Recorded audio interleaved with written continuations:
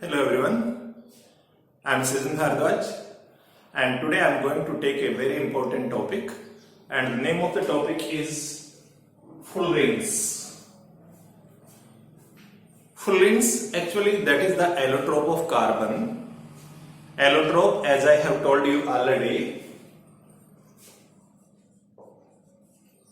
allotropes.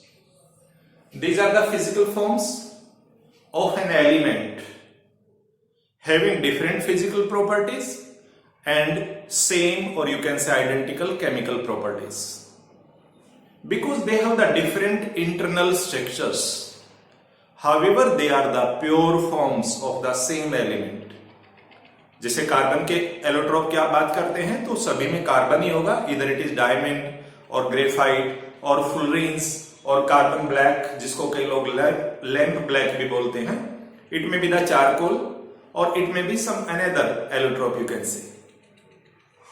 Previously I have told you the difference between graphite and diamond in detail. You can see that video for more information. As far as fullerenes is considered, it is the third allotrope of carbon, which is also known as the newly discovered or crystalline. Word मैं आप बच्चों से share कर रहा हूं, crystalline form. Crystalline form का मतलब होता है कि anything which has a definite crystal structure. तो हमारे पास तीन एलोट्रोप ऐसे हैं जो क्रिस्टलाइन की कैटेगरी में आते हैं, जिसमें एक डायमंड है, दूसरा ग्रेफाइट है and third one is फुलरेन्स.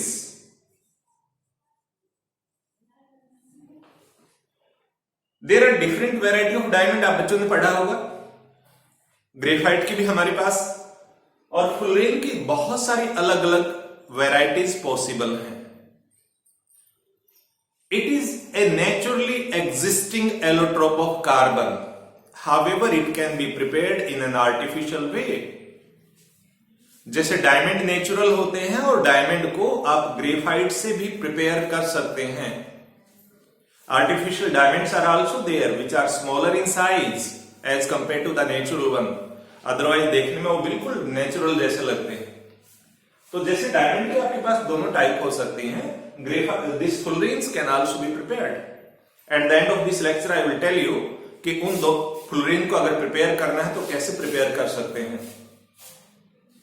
So fullerenes are the natural allotropes of carbon which exist almost everywhere in nature, but specially जहां पर कार्बन प्रेजेंट है plus high energy, in those places there is more possibility of existence of fullerenes. For example, carbon stars. अब आप बच्चे कहेंगे sir ये कौन सा स्टार हो गया? बेटा 10th क्लास तक पहले एक चैप्टर आता था हमारे पास कि स्टार का बर्थ कैसे होता है, स्टार की डेथ कैसे होती है. तो जब भी हमारे पास स्टार की फॉर्मेशन होती है यूजुअली हाइड्रोजन और हीलियम गैसेस से होता है. इनके अंदर न्यूक्लियर फ्यूजन होता रहता है जिससे इतनी सारी एनर्जी बनती है. लेकिन एक टाइम ऐसा भी आता है जब किसी भी स्टार की डेथ होती है, उसके बाद वो दूसरी फॉर्म में कन्वर्ट हो जाता है. समटाइम हाइड्रोजन हीलियम में कन्वर्ट होती रहती है और हीलियम फिर कार्बन में कन्वर्ट हो जाती है. ठीक है, ये कभी आप बड़े लेवल पर पढ़ेंगे या चाहेंगे आप तो मैं एक स्टार के ऊपर अलग से वीडियो बना दूंगा आप लोगों के लिए, अगर आपकी डिमांड आएगी तो. कार्बन स्टार्स वो एक तरह के आप कह सकते हैं they are the storage house of huge amount of carbon and in दो star fullerenes are found. Volcanoes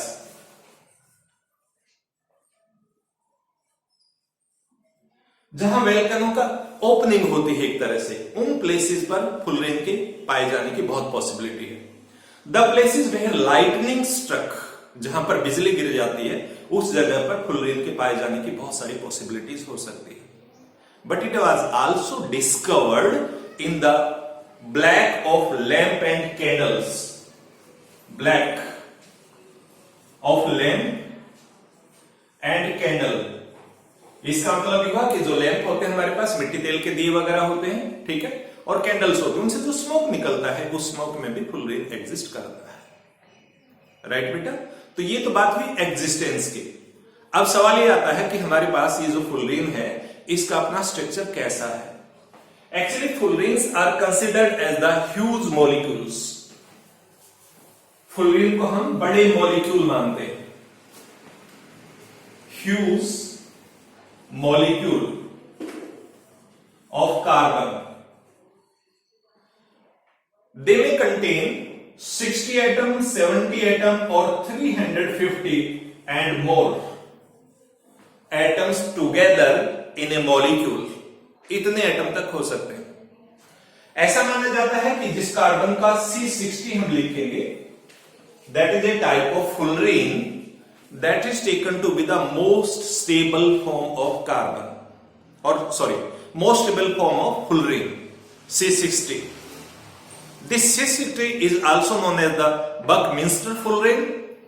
Buckminster fullerene क्यों कहा जाता है बाद में बताता हूं, पहले इनको एक बार स्टडी कर लें। तो हमारे पास कार्बन के 60 एटम्स, 70 एटम्स, तो अप टू 350 एटम्स या उससे भी ज्यादा जब एक साथ एक स्पेशल पैटर्न में जुड़ते हैं, then that pattern is known as the fullerenes. ऐसे यहां इसलिए लग रहा है क्योंकि अलग अलग फॉर्म्स है, otherwise it is fullerene. Buckminster fullerene, C60 is called Buckminster fullerene. Buckminster fullerene क्यों कहा जाता है, चलो अभी बता देता हूं। यूएस के एक आर्किटेक्ट हुए हैं Buckminster Fuller,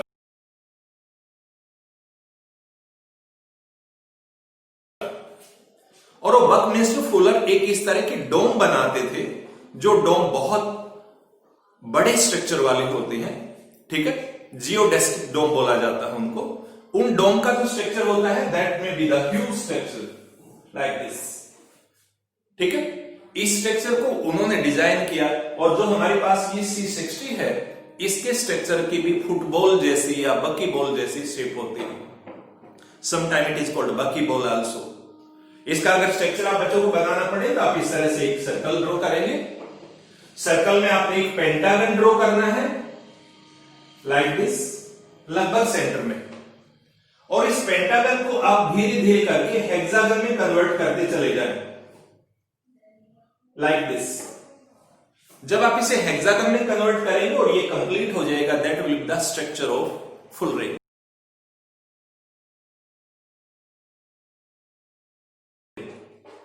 my point is clear. तो ये बात आप बच्चों ने ध्यान करनी है। अब हम फुलरेन की कुछ कैरेक्टरिस्टिक्स आपको बताते हैं कि इन फुलरेन में क्या क्या कैरेक्टरिस्टिक्स हो सकती है। Characteristics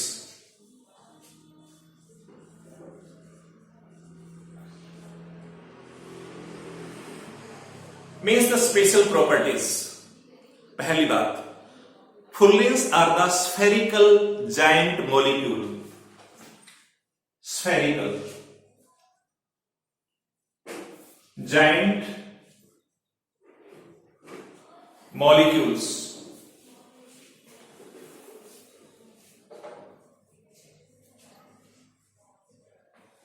Number two, they contain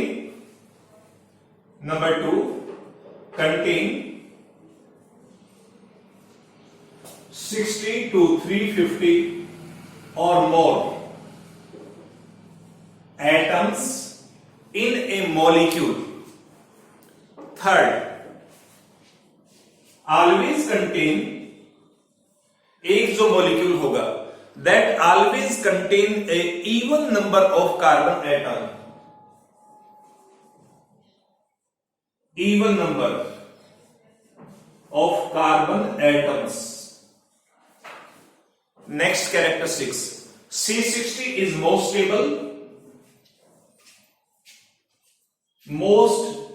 stable, सबसे ज्यादा स्टेबल है, and it is also known as the buckyball. इसको बकी बॉल भी बोला जाता है, इसके अपने स्ट्रक्चर की वजह से। अभी आपको बताया था स्ट्रक्चर इस तरह से फुटबॉल की शेप में हमने बनाना है, ठीक है। बीच में पेंटागन बनाना है, पेंटागन से आपने शुरू करना है इसे, ये पेंटागन बन गया, और पेंटागन के हर साइड को आपने एक हेक्सागन में कन्वर्ट कर देना है अल्टीमेटली। जैसे ही हेक्सागन कंप्लीट होते जाएंगे you will get the structure of buckyball. I can show you the picture also, you can see the picture.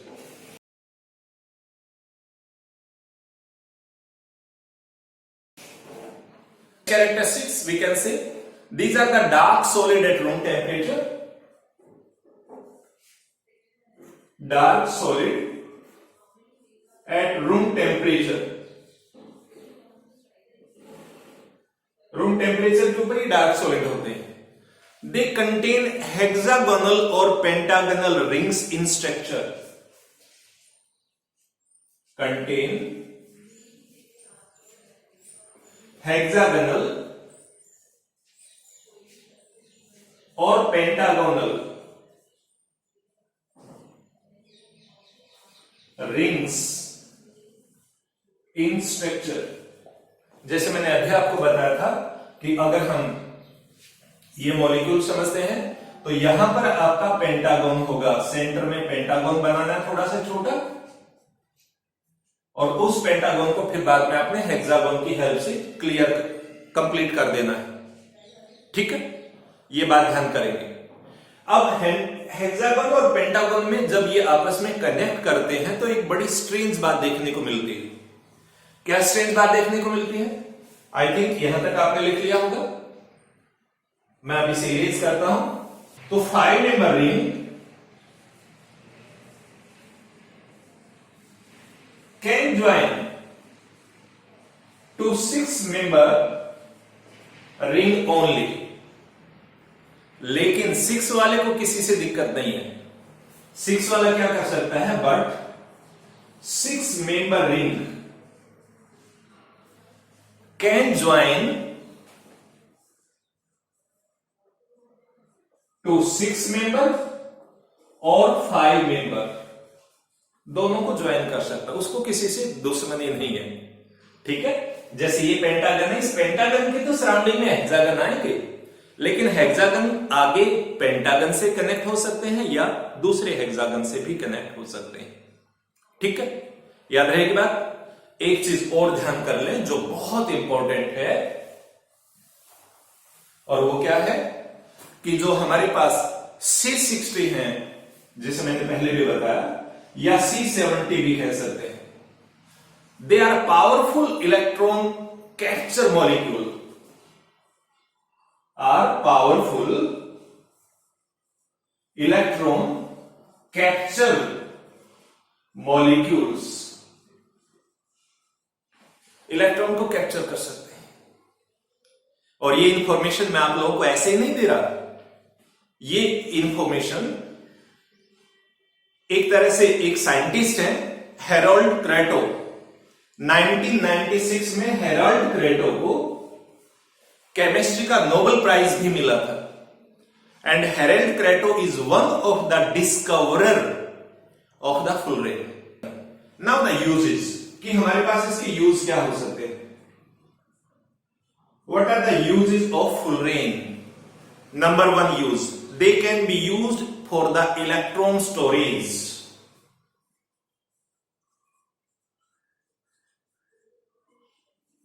क्योंकि अभी बताया था इलेक्ट्रॉन कैप्चर करने की एबिलिटी है, तो they can be use for this type. जैसे बैटरी को चार्ज कर सकते हैं, इस तरह से इलेक्ट्रॉन को ये कैप्चर करके रख सकते हैं।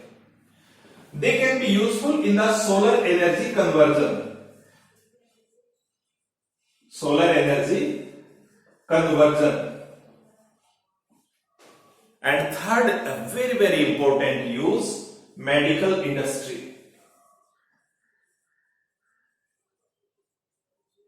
For treatment of cancer.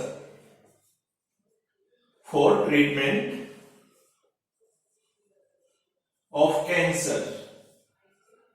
आप सभी बच्चों को पता होगा कैंसर काफी ड्रेडफुल डिजीज है, और कैंसर का जब ट्रीटमेंट किया जाता है तो एक स्पेशल थेरेपी होती है, दैट इज कॉल्ड रेडियोथेरेपी।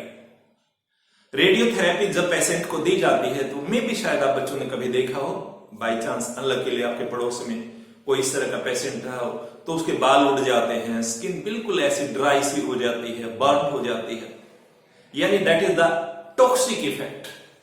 लेकिन अगर उस रेडियोथेरेपी में हम C60 यूज करें, कोबाल्ट दिया जाता है वहां पर, लेकिन C60 अगर आप यूज करेंगे तो उसका जो टॉक्सिक इफेक्ट है that can be reduced, that can be minimized, that can be avoided.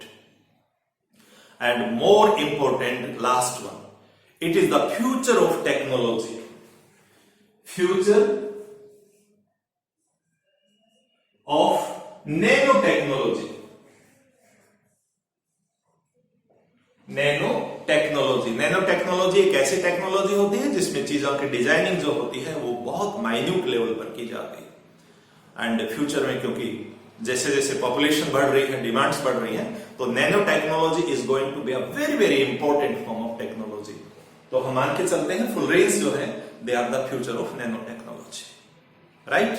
अब मैंने इसके बारे में आपको बता दिया। बकमिंस्टर फुल रेंज जो हमारे पास C60 है, that is again I am telling you that is also known as the buckminsterfullerene because it is based, इसका जो स्ट्रक्चर है that resembles to that geodesic domes. Geodesic dome, see the picture.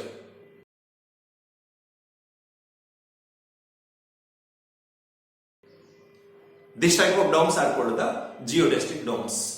They have the huge structure, और इस structure के अंदर क्या हो रहा है, जो टोटल मास है, वेट है, that is distributed along the maximum area, ताकि वो कोलैप्स नहीं हो। इतना बड़ा स्ट्रक्चर होने के बाद भी कोलैप्स नहीं होता है, ठीक है। ये यूएस के आर्किटेक्ट थे और उन्हीं के रेस्पेक्ट में बकमिंस्टर फुलर के रेस्पेक्ट में इनका नाम फुलर से बन गया, फुल रेन। याद रह जाएगा बच्चों को। चलिए अब लास्ट पॉइंट इस टॉपिक का कि हम इन फुल रेन को आर्टिफिशियली कैसे प्रिपेयर कर सकते हैं। How can be prepared. मैंने आर्टिफिशियली आप कैसे प्रिपेयर करेंगे, दो तरीके हमारे पास कॉमन है। पहला तरीका है वेपोराइजिंग ग्रेफाइट यूजिंग लेजर। पहला तरीका है वेपोराइजिंग graphite.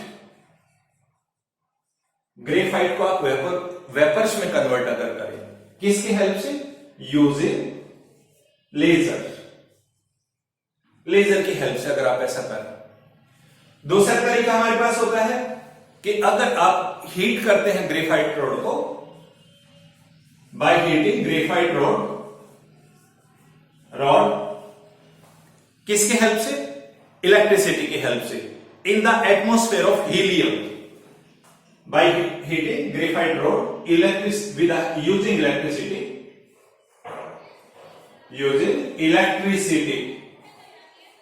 In helium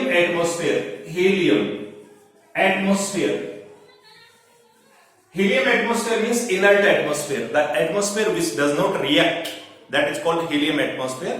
So I hope अब ये टॉपिक आपको क्लियर हो जाना चाहिए। What is fullerene? That is the third allotrope of carbon.